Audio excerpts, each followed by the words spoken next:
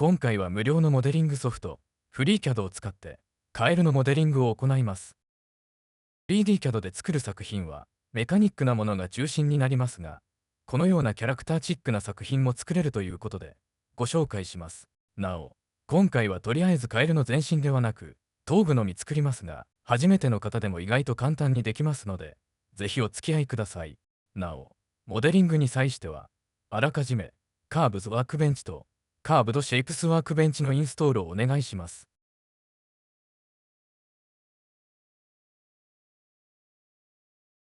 それでは始めましょう。パートワークベンチに切り替えて、スケッチを行います。スケッチの向きは XY 平面とします。中心指定の楕円を描きます。原点を中心に横長の楕円を描きます。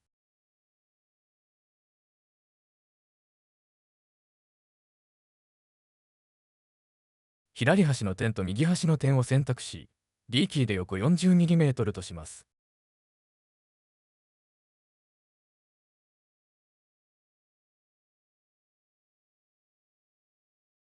上端の点と下端の点を選択し、縦幅 24mm とします。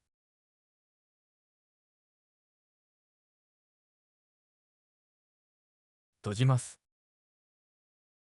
次に別のスケッチを描きます。スケッチの向きは XZ 平面とし、正面から見た頭の輪郭を描きます。まず先ほど描いたスケッチに外部ジオメトリを作成します。コマンドモードは、右クリックするかエスケープキーで解除できます。B スプラインを選択し、ジオメトリの左端、右端、どちらからでも結構ですので、楕円状の形状を描きます。ポイントの数は、左右、3つずつとします。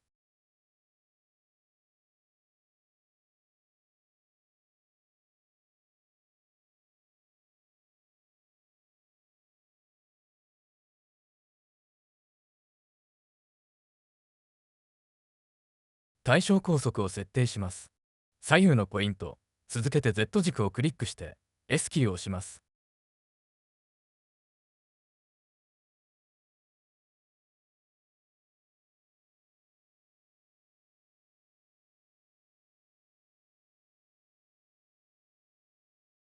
次に角ポイントの位置を設定します。角ポイントをクリックし、I キーで縦の X 軸間の距離、L キーで Z 軸間の距離を設定します。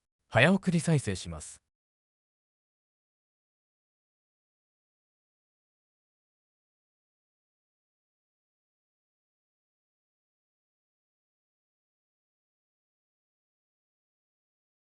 すべて設定したら閉じます。次にさらに別のスケッチを描きます。スケッチの向きは YZ 平面とし、右側から見た頭の輪郭を描きます。まず先ほど描いた Y 軸上のスケッチに、外部ジオメトリを作成します。容量は先ほどと同じです。B スプラインを選択し、ジオメトリの左端、右端どちらからでも結構ですので、形状を描きます。ポイントの数は、支点と終点を含んで8個にします。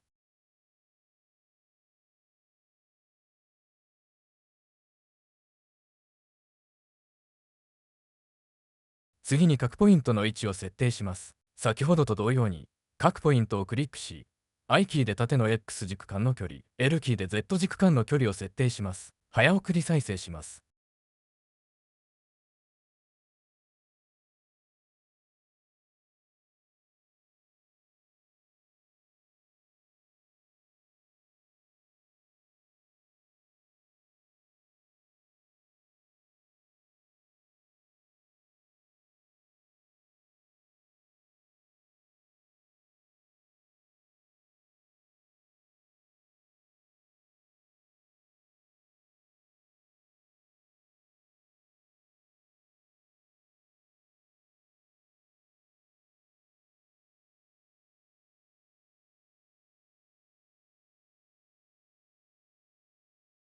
すべて設定したら閉じます。これでカエルの頭部の輪郭ができました。次に、カーブドシェイプスワークベンチに切り替えます。モデルパネルのツリーから、先ほど作成した3つのスケッチを、コントロールキーを押しながら選択します。カーブドアレイを実行します。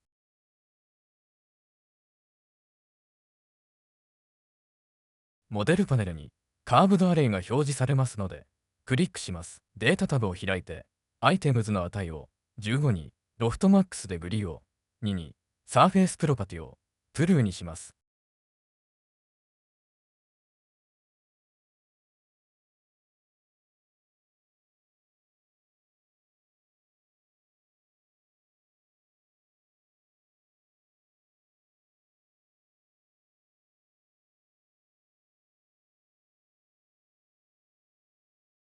綺麗な滑らかな形になったと思います。そこで形がおかしい場合は、アイテムズとロフトマックスでグリーの数値を変更してください。なお、現時点では頭頂部に細長い穴が開いているかもわかりませんが、これは後で塞ぎます。スケッチャーワークベンチに切り替えて、スケッチを書きます。スケッチ方向は YZ、逆方向にチェックを入れ、左面を正面にしてスケッチします。セクション表示にして、口の位置に線を引きます。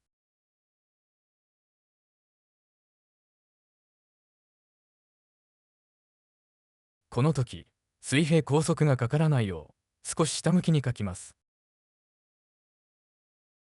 口の位置はお好みで結構ですが、位置を指定しておきます。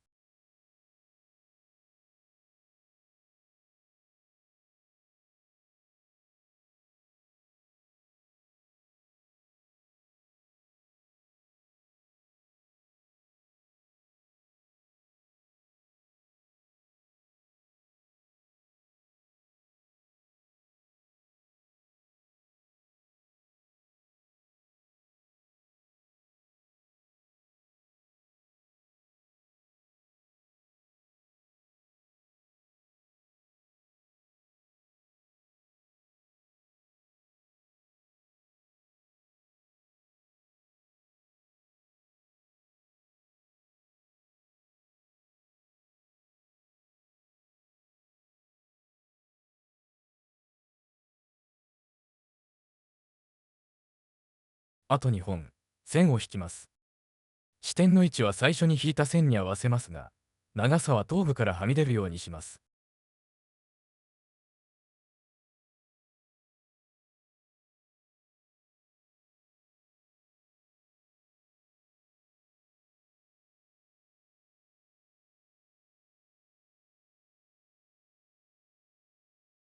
真ん中の線との角度を決めます。ここではそれぞれ7度にします。双方の線を選択し、D キー。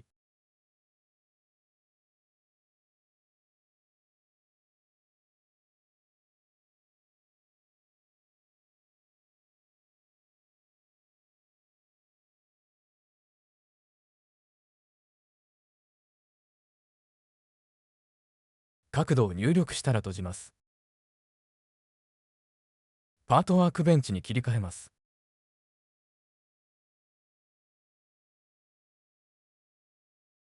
モデルツリーで先ほどのスケッチを選択して、押し出しをクリックします。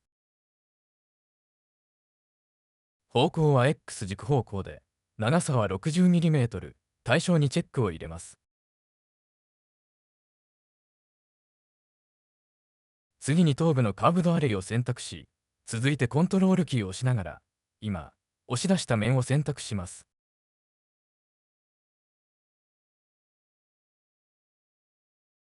次に、セクションを実行します。頭部が消えてしまいますが、新しく作成されたセクションを展開し、カーブドアレイを表示させると戻ります。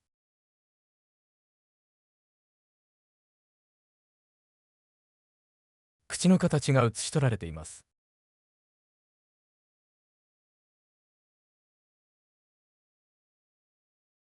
ついでに、カーブドアレイも展開し、余分な線を消しておきます。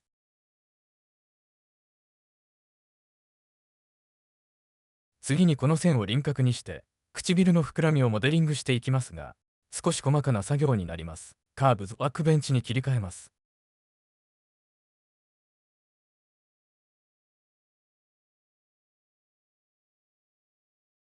作業するポイントが正面方向になるように、画面の向きを合わせ、拡大します。まず、上唇からです。向かって左端から、唇の膨らみ具合のガイドとなる線分をセットしていきます。最初のポイントは、端っこに近いところにします。線の色が変わったところでクリックすると、うまく線の上に正確にポイントをセットできます。次に最初にクリックした位置の真下のあたりの線上を、コントロールキーを押しながらクリックします。次にフリーハンド B スプラインをクリックします。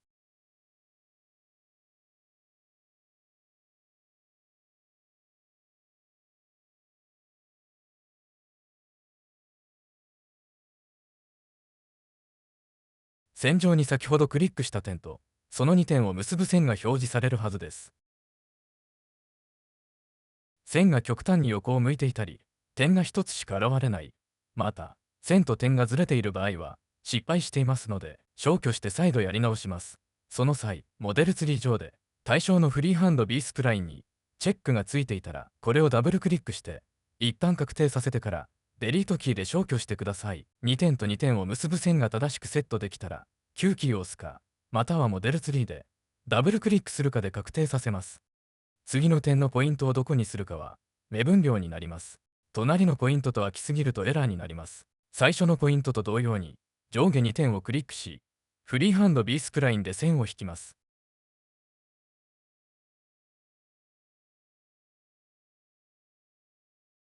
最初のポイントは、直線のままでしたが、このポイントからは唇の形に線を曲げます。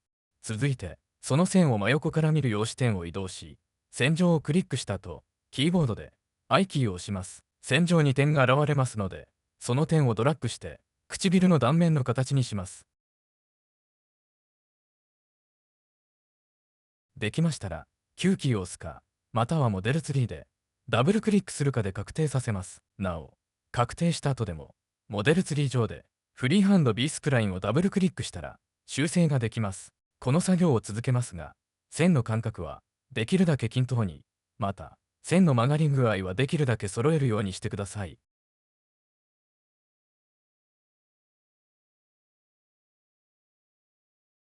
注意が必要なのは、左右の端っこの線です。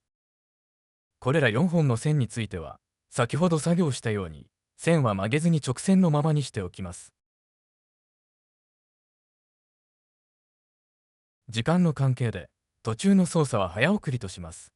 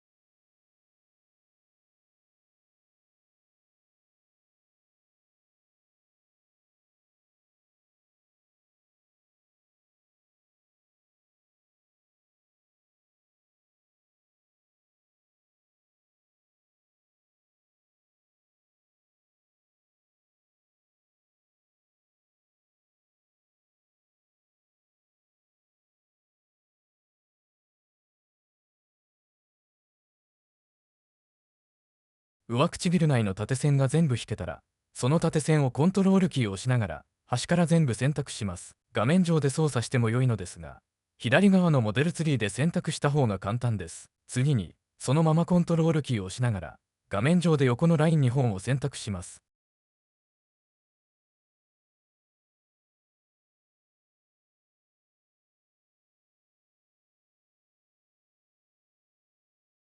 そして、ゴードンサーフェイスを実行します。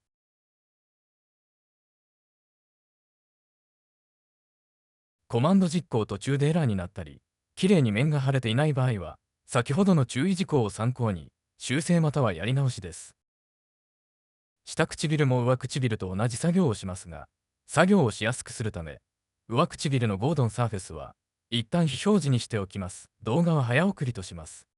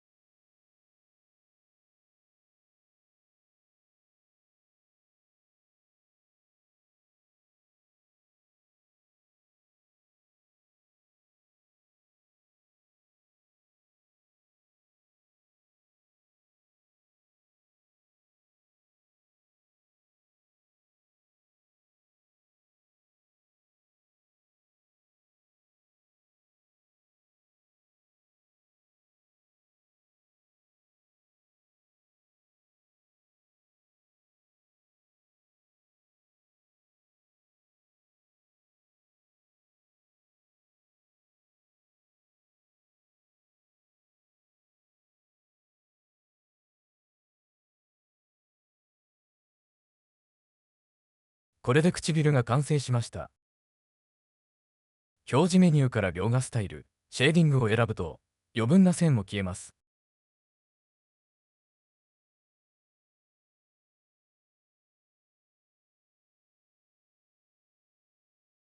次に、花のモデリングに移ります。パートワークベンチに切り替えて、スケッチを行います。スケッチの向きは XZ 平面とし、オフセットとして、-50mm とします。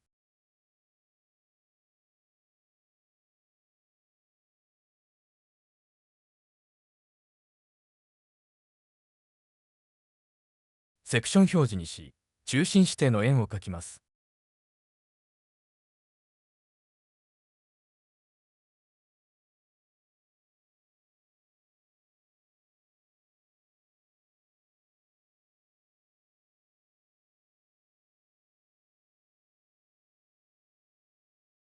直径は 1.5mm とし、距離拘束を入れます。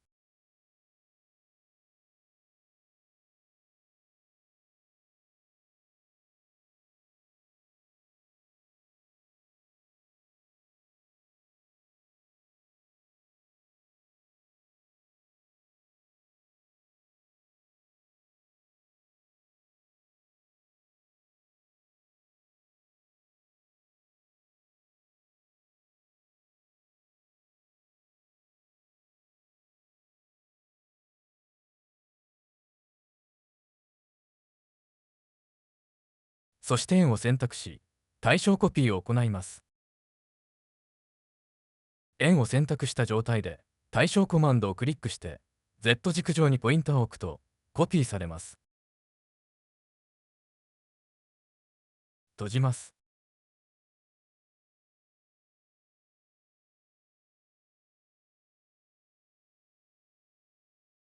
次に押し出しを行います。先ほどのスケッチを選択し、押し出し、方向は Y 軸方向に 20mm とします。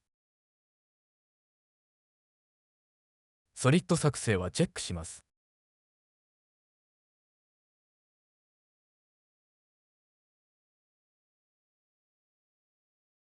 画面上かモデルツリー上、どちらでも良いので、頭の部分と続けてコントロールキーを押しながら、花の形状を選択して、切り取りコマンドで丸い穴を開けます。警告が出ますが、はいを選択して続けます。穴が開きました。この穴にくぼんだ面を貼ります。カーブズワークベンチに切り替えます。まず、作業をしやすくするために、ワイヤーフレーム表示にします。そこで、先ほど、口を作成した時に使いました、フリーハンド B スプラインを使います。穴の対角線上を2点クリックします。2点目をクリックするときは、コントロールキーを忘れないようにしてください。この2点は、同じ線分上でクリックすると、エラーになりますので、線分をまたがるように設定してください。線がセットできましたら、線上を1回クリックして、I キーを押し、変形ポイントを表示させます。次にこの円を真横から見る位置に、視点を移動させ、拡大して、ポイントをドラッグしてくぼんだ形状にします。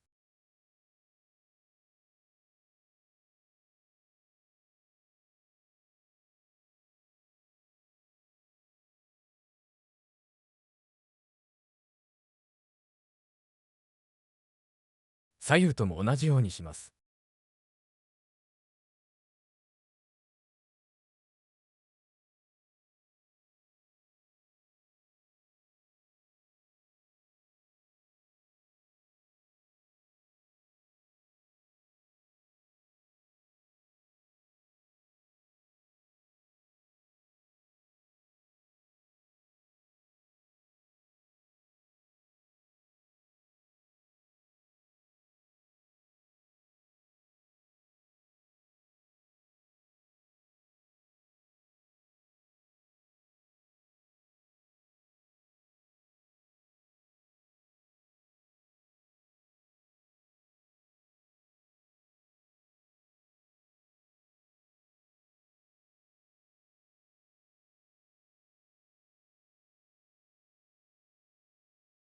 準備ができたら、サーフェイスワークベンチに切り替えます。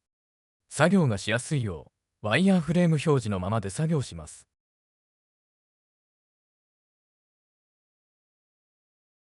フィーリングツールを選び、円の輪郭をクリックします。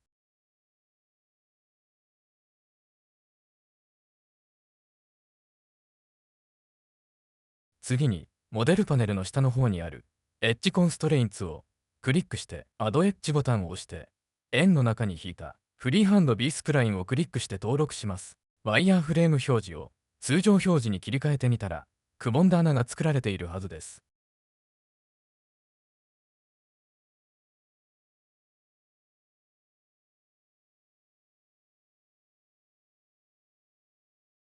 右側の鼻も同様にします。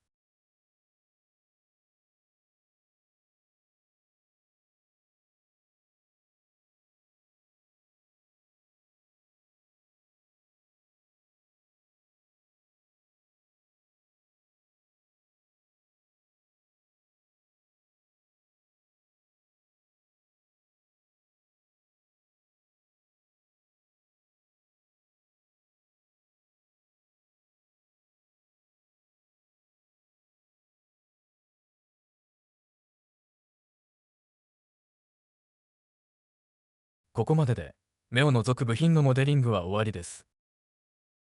ここでいらない線を消去して、部品に名前を付けておきます。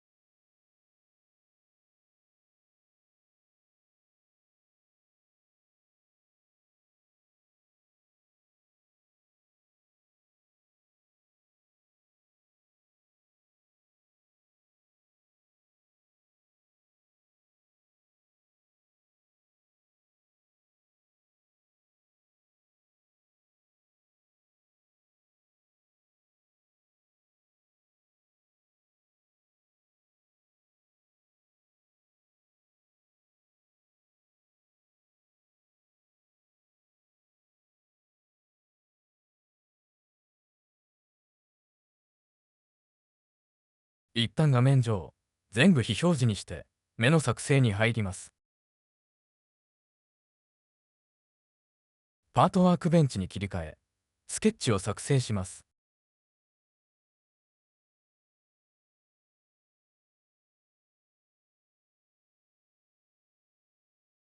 XY 平面で、上方向からスケッチします。X 軸上に沿うように 10mm 程度のラインを描きます。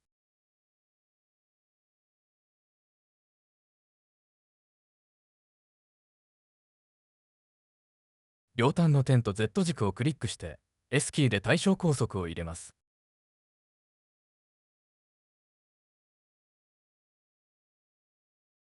線上をクリックし、D キーで長さを 12mm に設定します。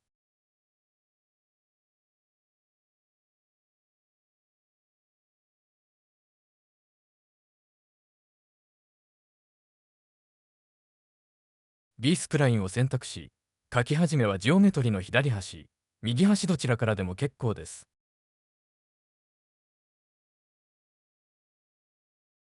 ポイントの数は左右とも3つで、縦横 15mm くらいの楕円状の形を描きます。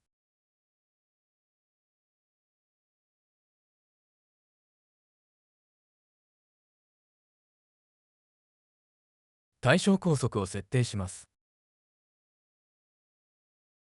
左右のポイント、続けて Y 軸をクリックして S キーを押します。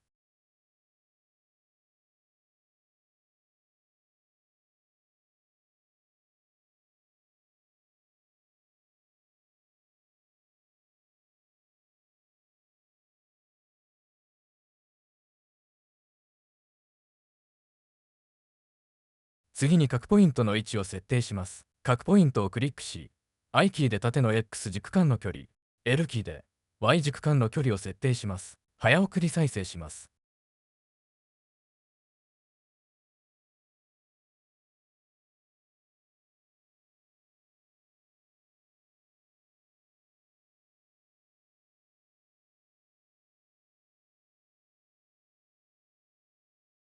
すべて設定したら閉じます。次にドラフトワークベンチに切り替えます。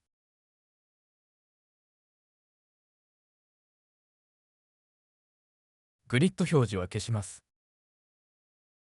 先ほど書いたスケッチを選択し、モディフィケーションメニューの整列ツールの軸集整列を実行します。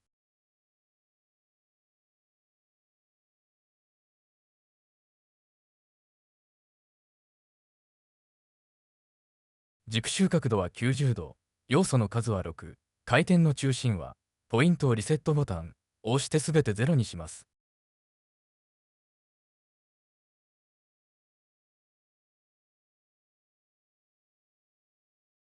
結合はチェックなし、リンク整列はチェックありとします。結果、Z 軸中心に回転した図形になりましたが、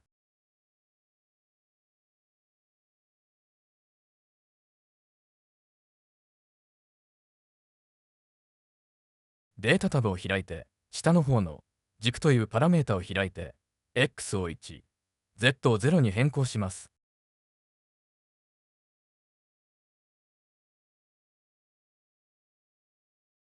結局 X 軸中心の回転に変更して、目的の形状となりました。この形を骨組みに立体化して、目の形にします。パートワークベンチに切り替えます。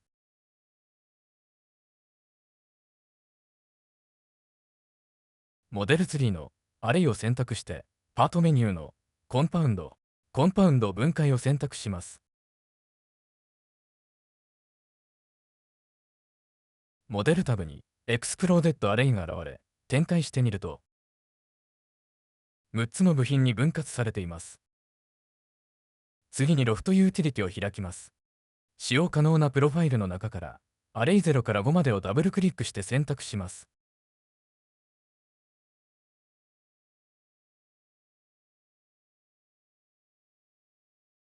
ソリッド作成にチェックを入れて、OK で目の本体が作成されます。次に目の正面の縁取りにフィレットをかけたいのですが、エラーになってできませんので、代用品を作ります。モデルツリーのロフトを展開し、アレイ5を選択します。パートメニューの 2D オフセットを選択します。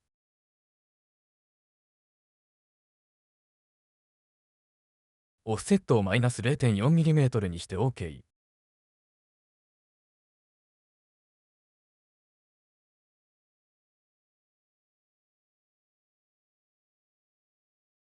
内側に作成された線形状の角の点と線の一部をコントロールキーを押しながらクリックし、スケッチ作成をクリックします。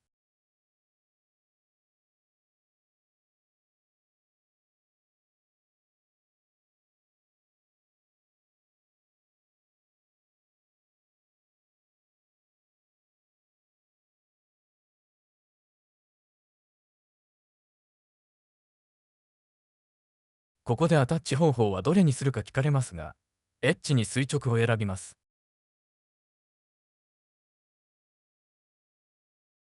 右側画面に先ほどクリックした点を原点に、クリックした線の方向を向いた画面が表示されます。原点を中心に直径 0.8mm の円を描いて OK としてください。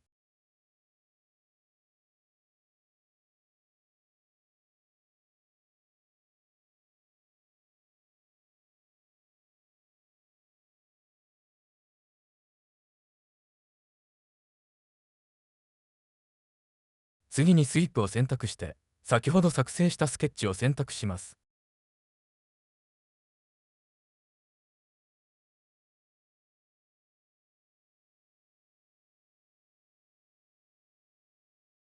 経路ボタンを押して、コントロールキーを押しながら、経路を選択し、選択したら終了をクリックし、OK。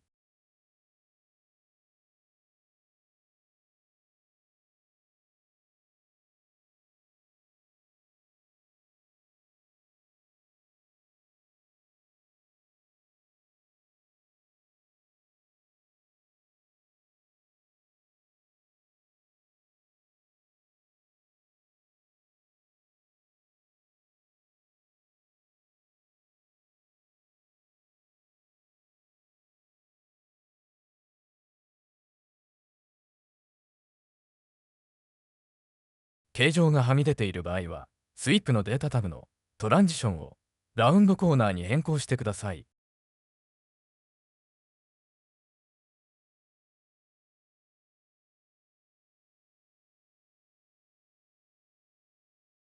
次に目玉の作成に入ります。ここで、モデルツリーのエクスプローデッドアレイ、ロフト、スイープは非表示にしておきます。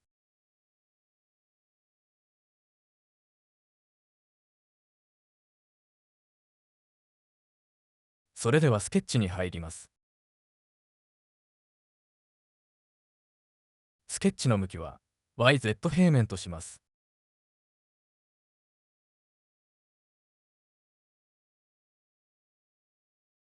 B スプラインを選択し、まず、眼球の黒目の断面形状を描きます。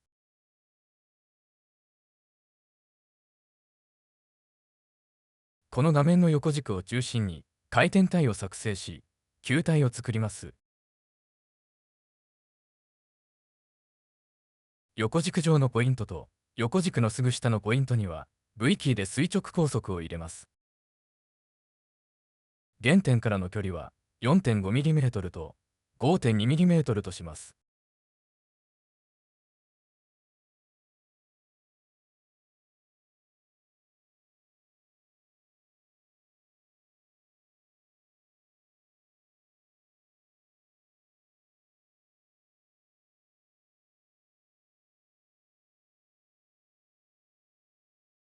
閉じて回転コマンドを実行します。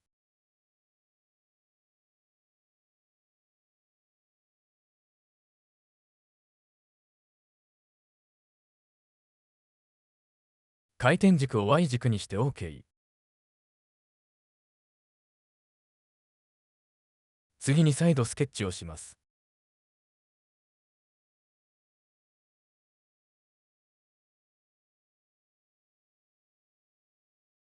先ほどと同じで、スケッチの向きは YZ 平面とします。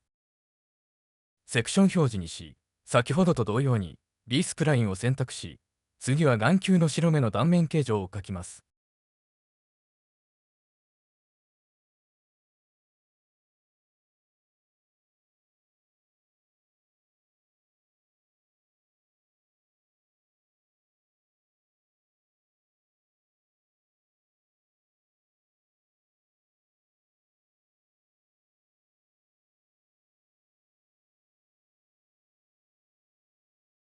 横軸上のポイントと横軸のすぐ下のポイントには V キーで垂直高速を入れます。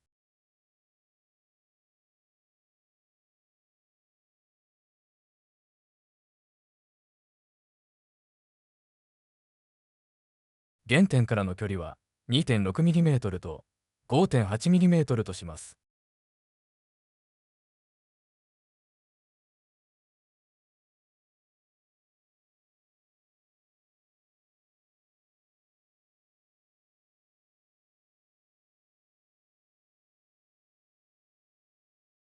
閉じて、先ほどと同様に回転コマンドを実行します。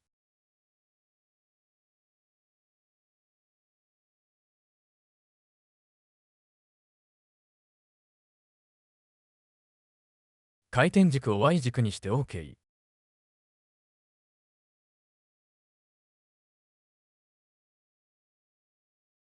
これで眼球の形ができました。モデルツリーのロフトとスイープを再表示します。前からの画面にします。モデルツリーのリボルブ001を選択し、右クリックして変換を選びます。白目部分だけを移動させます。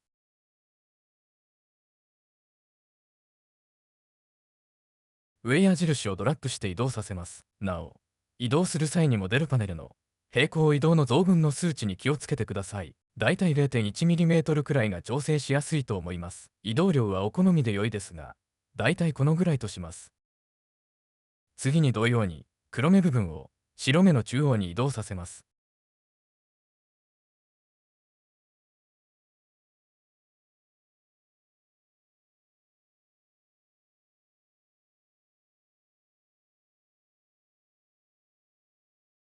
これで目の部品は完成ですが、モデルツリー上で目の部品が4つに分かれていますので、合体させます。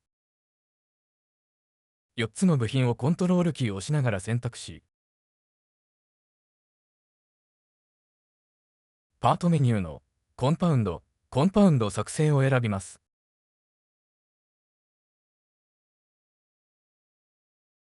モデルツリー上にコンパウンドが現れたと思いますが、クリックしてデータタブのラベルで名称を右目と変えておきます。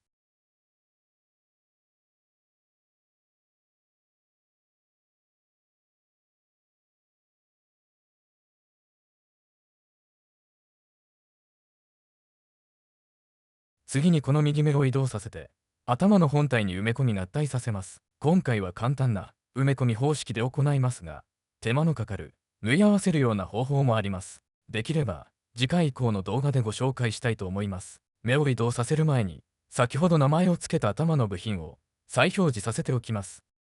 目の移動には、実際は先ほどの変換コマンドで試行錯誤しながら適当な位置を探っていくことになりますが、今回は時間の関係で数値入力で適当な位置に移動させます。モデルツリーで右目を選択し、データタブのプレイスメントを展開します。プレイスメントの角度、軸、位置に画面に表示している通りの数値を入力すると、適当な位置に目が移動します。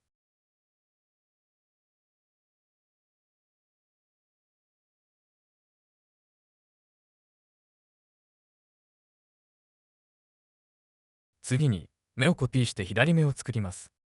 右目を選択した状態でミラーリングを選択し、鏡像面を YZ 平面にして OK で左目がコピーされます。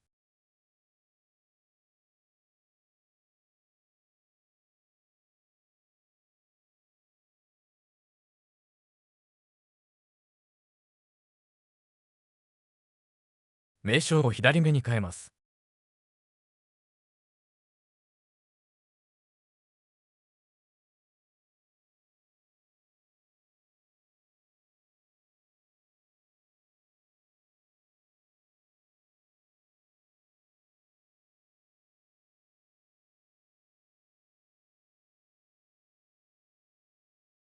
右目はその左目を展開したらあります。それではそろそろ仕上げに入ります。まず頭頂部の穴埋めですが、シェイプビルダーをクリックします。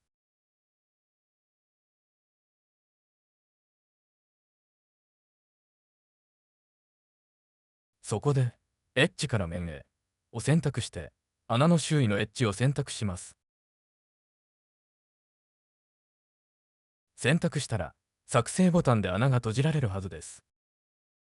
同様にして頭部の底の穴も閉じます。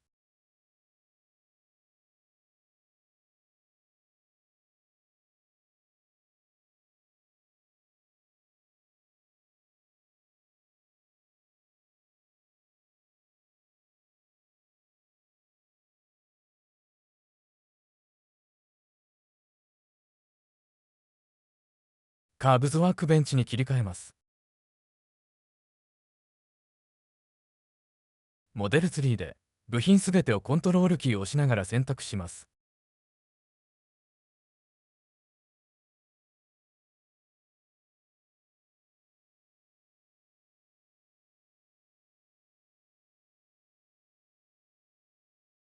パラメトリックソリッドをクリックします。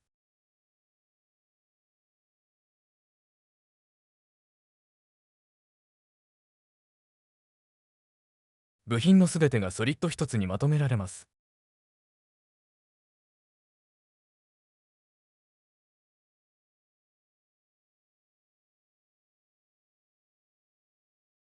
次に表示メニューの描画スタイルのシェーディングを選択します。輪郭線が消えて滑らかなカエルの画像になったかと思います。次にお好みで色をつけてみます。パートワークベンチに切り替えます。画像上で色をつけたい場所をクリックします。面ごとの色のコマンドを実行します。もう一度画面上の面をクリックして外観をカスタマイズのボタンを押します。マテリアルプロパティの三段光の色をクリックすると、色を選択する画面が開きます。色を揃えたい場合は、カスタムカラーに追加しておくと便利です。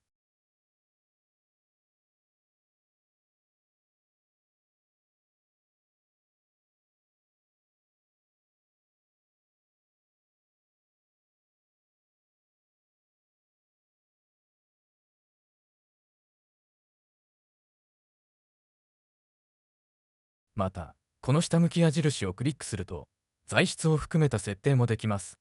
今回は白目の部分にゴールドを設定してみます。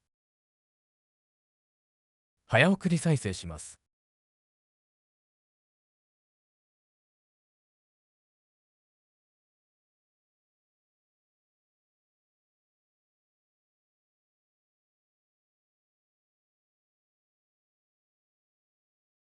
以上で、カエルのモデリングは終わりです。ご清聴ありがとうございました。この動画が良かったと思われる場合は、グッドボタンを、また、チャンネル登録よろしくお願いします。